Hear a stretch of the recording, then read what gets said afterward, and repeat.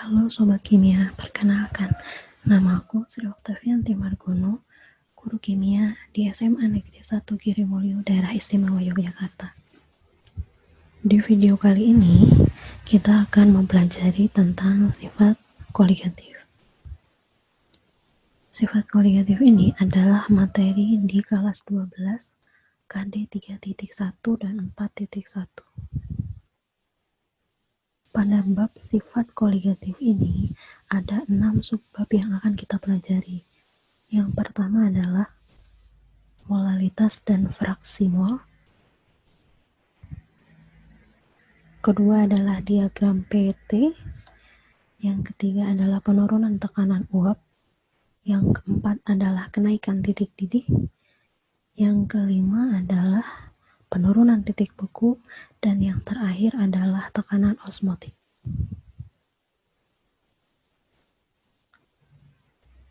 Lalu apa sih aplikasi dari sifat koligatif yang ada di kehidupan kita sehari-hari? Kalian tahu nggak kalau air itu bisa mendidih? Tahu kan pasti ya. Seperti yang sudah kita ketahui bahwa air itu kan mendidih pada 100 derajat Celcius. Tapi bagaimana jika di dalam air ini kita tambahkan 2 sendok gula, 3 sendok gula, 4 sendok gula, atau kita tambahkan sesuatu di dalamnya yang bisa terlarut? Apakah suhunya akan tetap 100 derajat Celcius ketika mendidih? Di video ini, kita akan mempelajari dulu tentang molalitas dan fraksi mol. Jadi, untuk 5 subbab yang lain akan kita pelajari di video selanjutnya.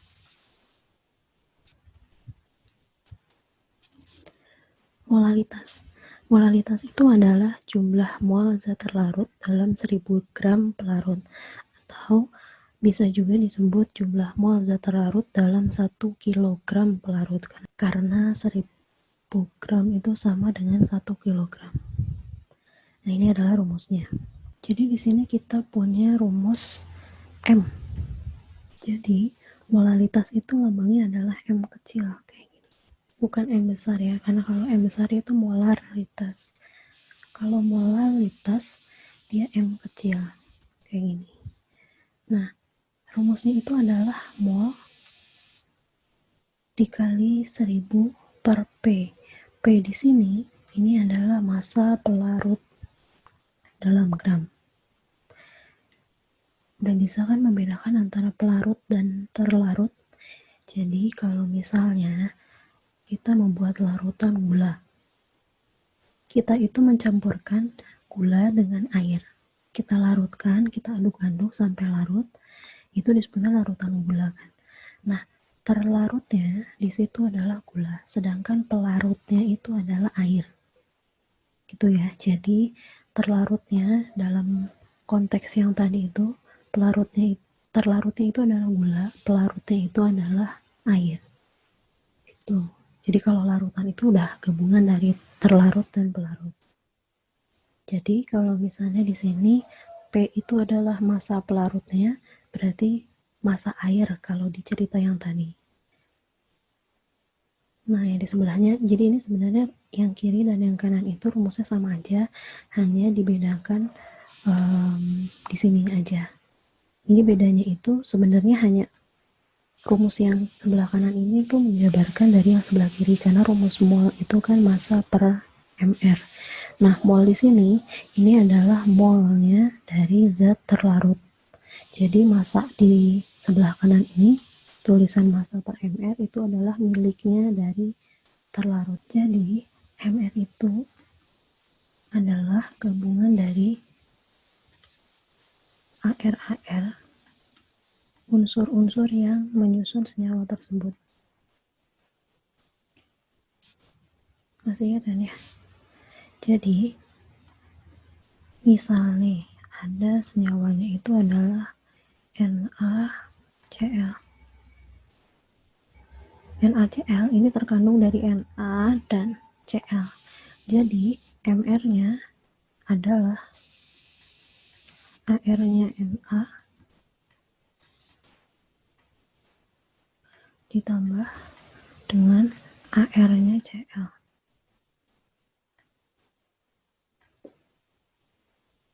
Gitu. Jadi kalau ARNA-nya 23, CL-nya 35,5, berarti MR-nya itu akan jadi 58,5.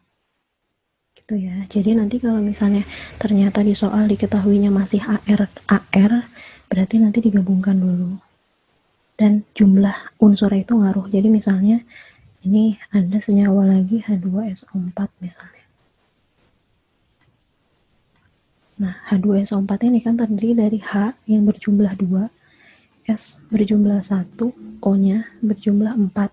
Jadi nanti MR-nya itu gabungan dari 2ARH karena H-nya ada 2, terus 1S sama AR-nya O dikali 4. Jadi gitu ya. Nah, di sini kita punya contoh soal. Sebanyak 9 gram glukosa dilarutkan dalam 500 gram air dengan AR-nya segini, berapakah molalitas larutan yang terjadi? Rumusnya kan kayak gini ya tadi tuh. Sudah benar rumusnya kayak gini. Tinggal kita masukkan data-data yang sudah ada. Jadi karena rumusnya adalah massa terlarut, di sini kita cari yang terlarutnya siapa. Di sini kita punya glukosa dalam air, berarti terlarutnya itu adalah glukosa, pelarutnya adalah air. Jadi kita masukkan 9 gram itu ke sini. MR-nya karena belum ada ya MR-nya, masih AR, berarti kita jumlahkan. Caranya sama kayak tadi. Berarti kalau ditanyainnya MR-nya C6 H12 O6, ini tuh gabungan dari AR-nya C yang ada 6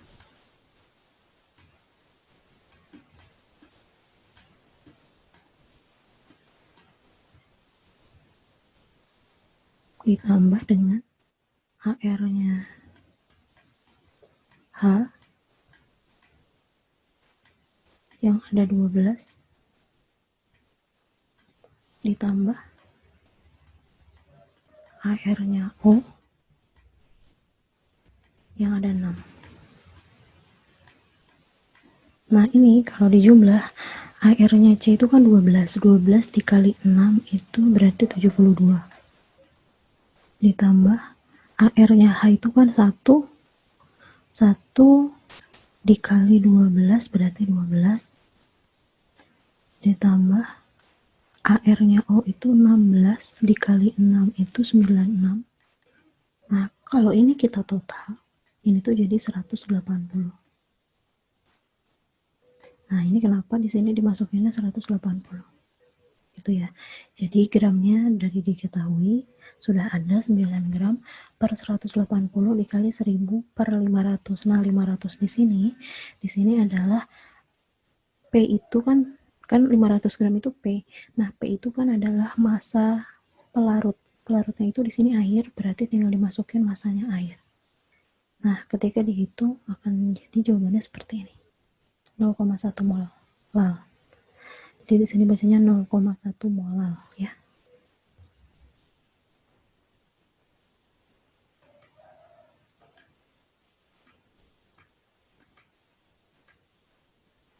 Contoh selanjutnya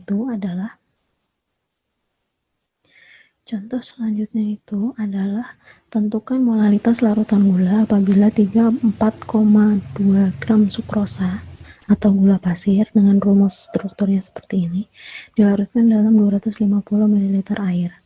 Nah, berarti ini sama aja. Caranya sama kayak tadi.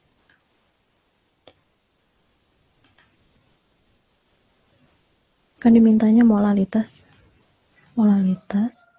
Rumusnya adalah massa per mr dikali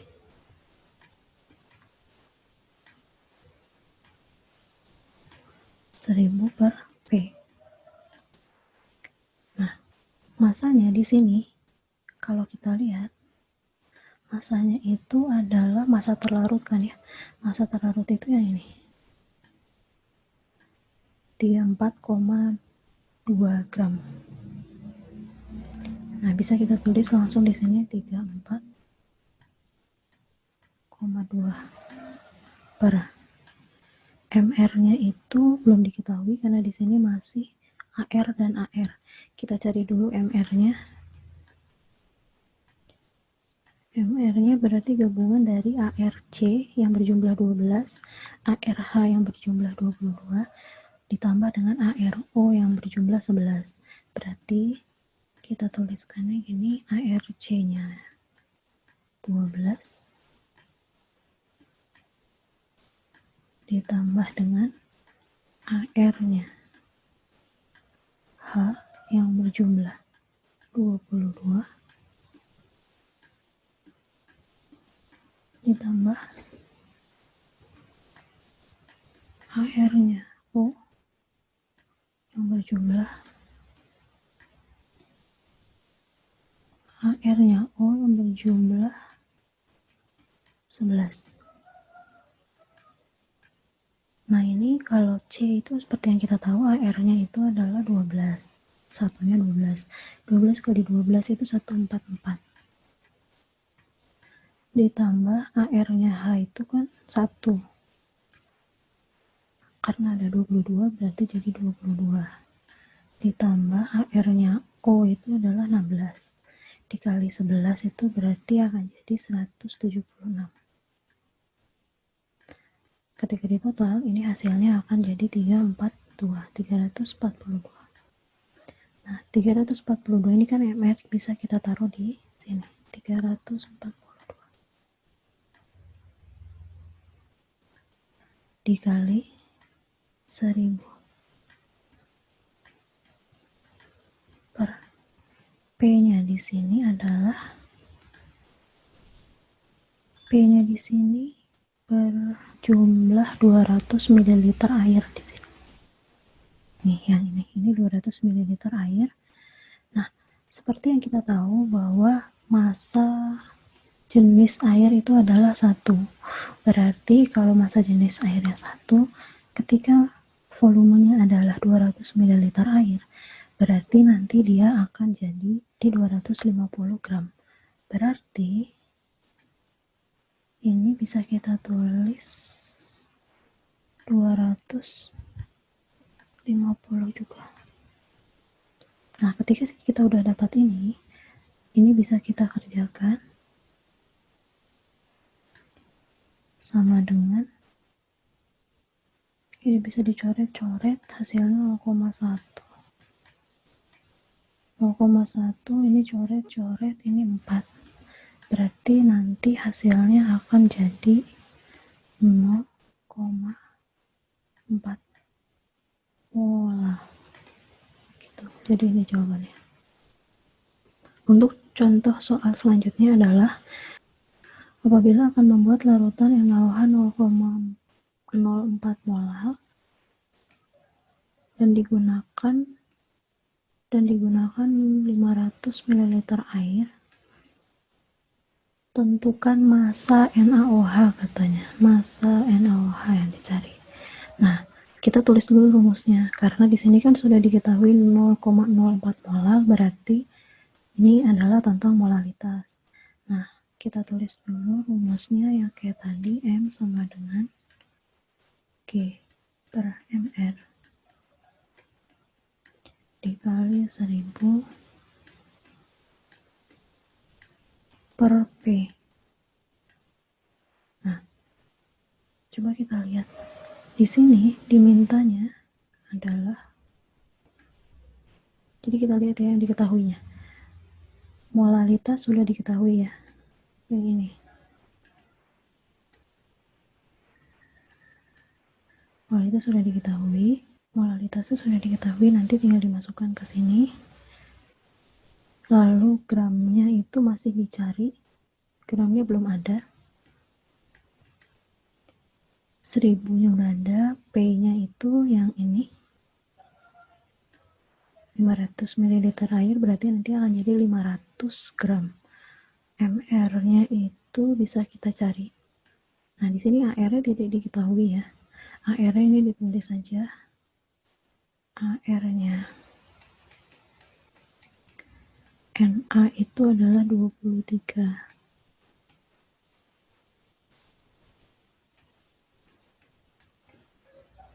AR-nya H itu adalah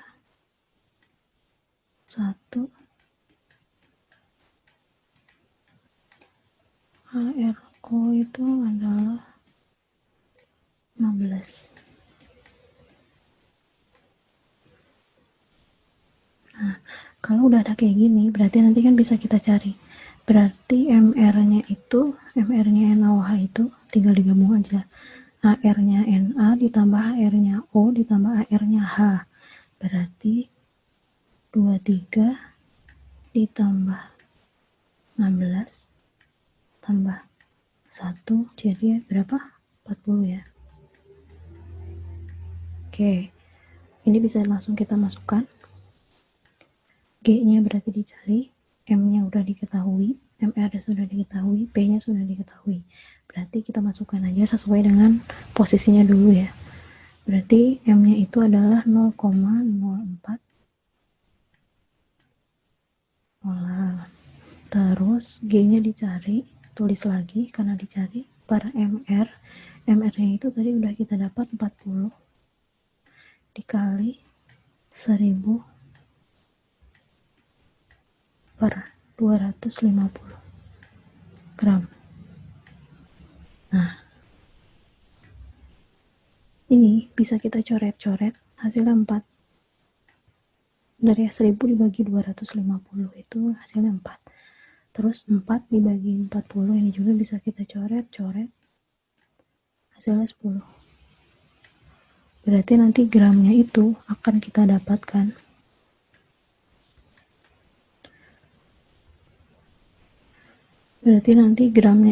bisa kita dapatkan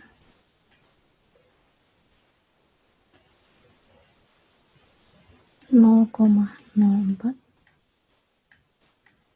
dikali 10. Jadi hasilnya adalah 0,4. Satuannya jangan lupa satuan gram. Satuan ini massa itu kan gram. Satuannya jangan lupa satuannya massa itu adalah gram. Disingkat G juga boleh.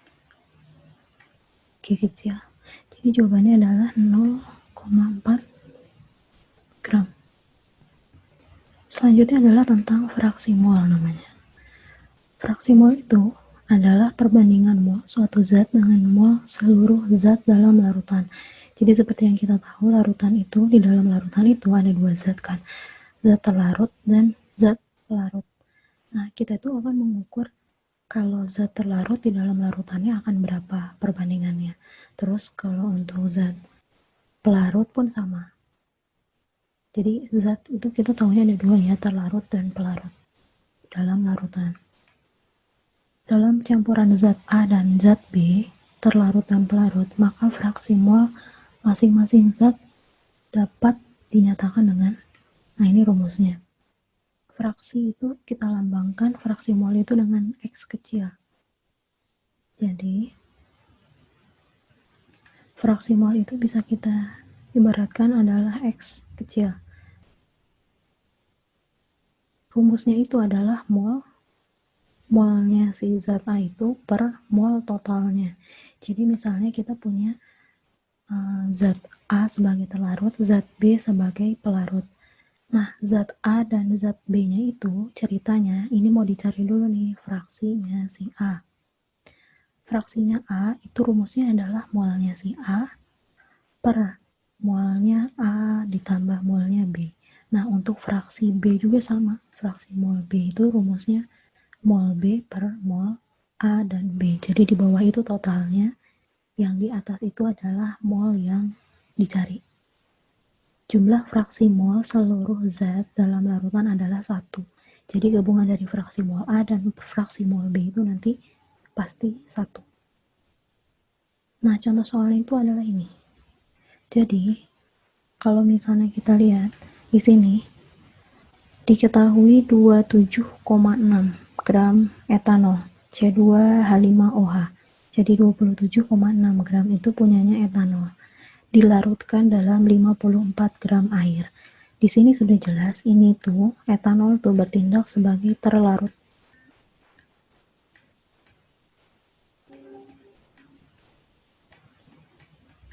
Nah, 54 gram airnya ini adalah pelarut.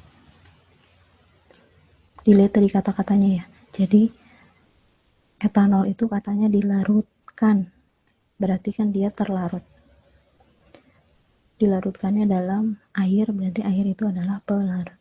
Tuh. Nah, rumusnya itu kan tadi adalah X sama dengan mol per total mol. Tadi kan rumusnya X-nya terlarut misalnya X-nya A per molnya. Tadi kan rumusnya adalah X-nya A sama dengan molnya A per mol totalnya. Nah, berarti kan kita harus punya molnya masing-masing. Nah, molnya itu dihitung di atas ini. Jadi dihitung dulu molnya, jadi nanti bisa langsung masuk ke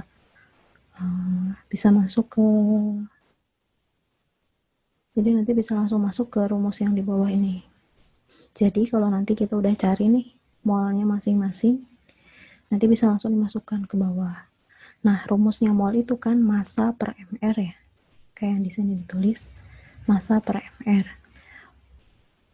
Kalau kita mau mencari molnya dari C2H5OH, berarti kita lihat masanya etanol itu tadi berapa? 27,6. Akhirnya dimasukkan di sini 27,6.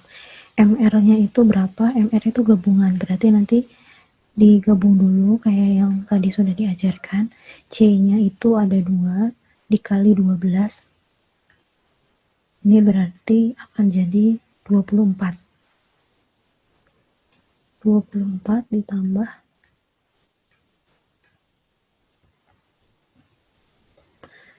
seperti yang kita tahu MR-nya C2H5OH itu kan gabungan dari AR-nya C yang berjumlah 2, AR-nya C itu kan 12, karena berjumlah 2 berarti 24, ditambah AR-nya H yang berjumlah 5, karena satunya H itu AR-nya adalah 1, berarti kalau 5 berarti 5, ditambah O-nya itu adalah 16, karena ada 1 berarti tulis lagi 16 ditambah hanya 1 lagi.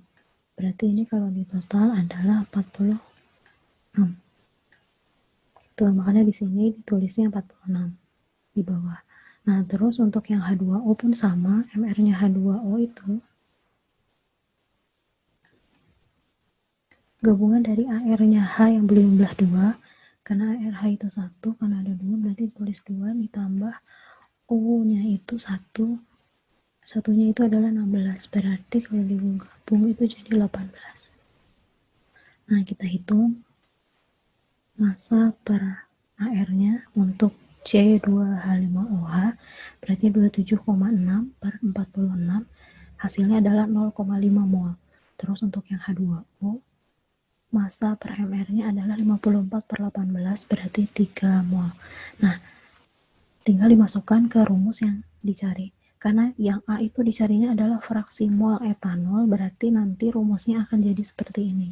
Yang di A, X-nya etanol sama dengan molnya etanol per mol gabungan. Molnya etanol tadi di atas 0,6, berarti ditaruh lagi di bawah 0,6 per 0,6 ditambah 3. Sama dengan 0,6 per 36, hasilnya adalah 0,167.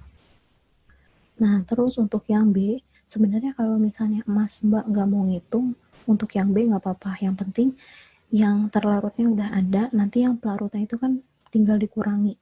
Kayak yang tadi udah aku bilang bahwa totalnya itu akan selalu 1 untuk fraksi mol terlarut dan pelarut. Jadi kalau kita menggabungkan X terlarut ditambah dengan X pelarut, itu hasilnya kan akan sama dengan 1. Kalau Mbak udah dapat fraksi molnya itu yang terlarut, berarti kalau ingin ditanyakan X pelarutnya, ya udah tinggal 1 dikurangi X terlarutnya. Sebenarnya bisa seperti itu, tapi kalau misalnya mau dijabarkan, caranya sama seperti yang terlarut kayak gini. Hasilnya akan sama-sama 0,833. Gitu ya.